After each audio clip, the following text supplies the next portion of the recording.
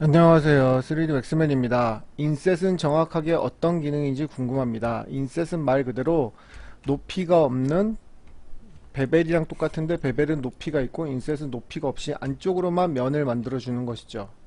인셋은 상당히 어떤 기능에 따라서 많이 쓰기도 하고 안 쓰기도 하고 그러는데요.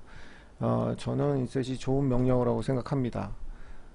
에디테이블 폴리에서, 그러니까 이 질문이 두 번째 질문하고 똑같이 두 번째 질문을 해결하는데요.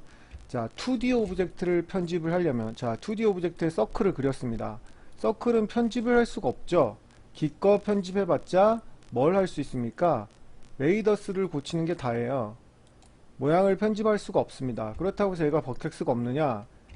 디스플레이에 가셔서 버텍스 틱을 키면 버텍스가 4개가 있습니다. 이걸 편집을 하고 싶어요. 움직이거나 무브하거나 로테이트하거나 하고 싶단 말이죠. 편집을 어떻게 합니까?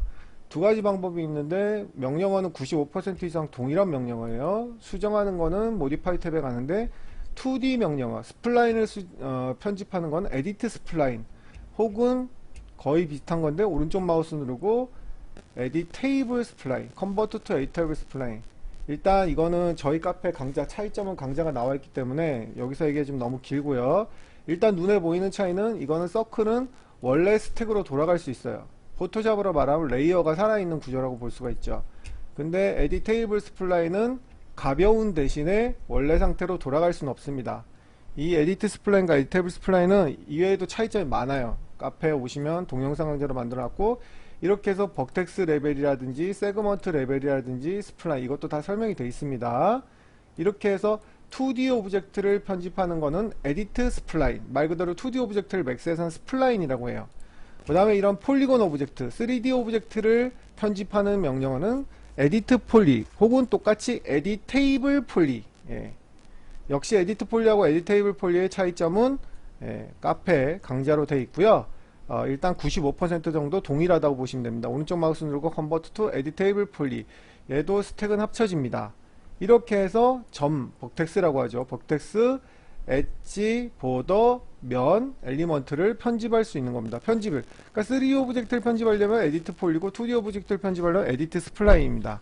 그럼 일단 두 번째는 답이 되었죠. 이거 왜 하시는지를 모른다고 하셨습니다.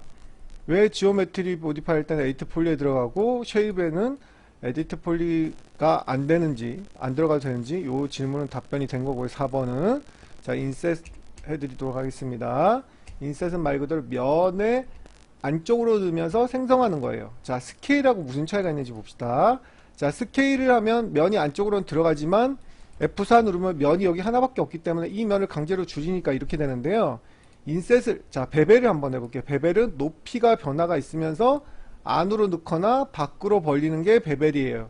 근데 만약에 이 베벨에 높이가 없다면 인셋하고 똑같아지는 거예요. 베벨을 직접 드래그 할 수 있고, 오른쪽 마우스에 대하상자를 누르면 베벨을 직접 줄 수 있는데, 여기 높이거든요. 높이를 0을 주고, 여기 높이가 아니고 여기 높이네요. 높이를 0을 주고 이 베벨 값을 주시면 요게 인셋하고 똑같은 거예요.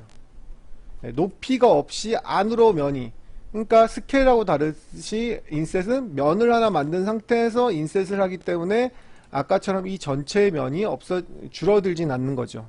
자, 요게 인셋입니다. 그래서 이 아이를 다시 익스트루드를 해서 이렇게 만들 수가 있죠.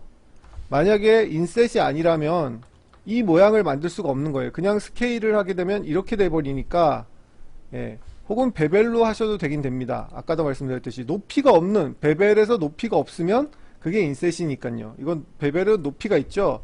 위로 넣거나 안으로 넣거나 해서 베벨을 줄 수가 있는 겁니다. 그리고 똑같이 익스트루드를 해서 아까처럼 만드실 수가 있는 거죠. 요게 인셋입니다. 자, 인셋은 완벽하게 설명드렸고요. 나 오브젝트를 에디트 할 때 세팅을 누를 때마다 이전, 이것도 많은 맥스 유저들이, 저도 20년째 기다리는 기능입니다. 정말 불편하죠. 전에 값이 들어가 있는데 이거를 다시 초기화할 수 없나요? 초기화하는 게 저도 넣어달라고 했는데 없습니다. 지금 말씀드렸듯이, 자, 이 값을 넣으면 이 값이 전에도 들어가 있죠. 1098 이렇게 들어가 있습니다. 그죠? 저도 이게 깝깝합니다. 그래서 많은 맥스 유저들이 이 값을 초기화를 한번 1068 했으면 다음번에는 다른 값을 0이 됐으면 좋겠는데, 또 열면 또 1058이 들어가 있죠. 참 안타깝습니다. 그래서 초기화하는 방법이 없다고 보시면 되는데, 그나마 팁 하나를 알려드리면 이 스피너를 오른쪽 마우스로 누르면 0값 초기화로 됩니다. 귀찮더라도 이렇게 하시는 수밖에 없습니다. 그리고 이 인터페이스, 이게 상당히 인터페이스 거지 같거든요.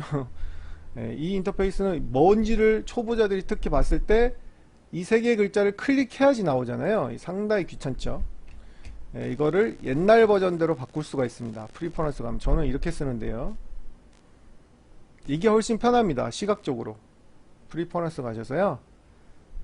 Enable KD Control 요거를 끄시면 됩니다. 그러면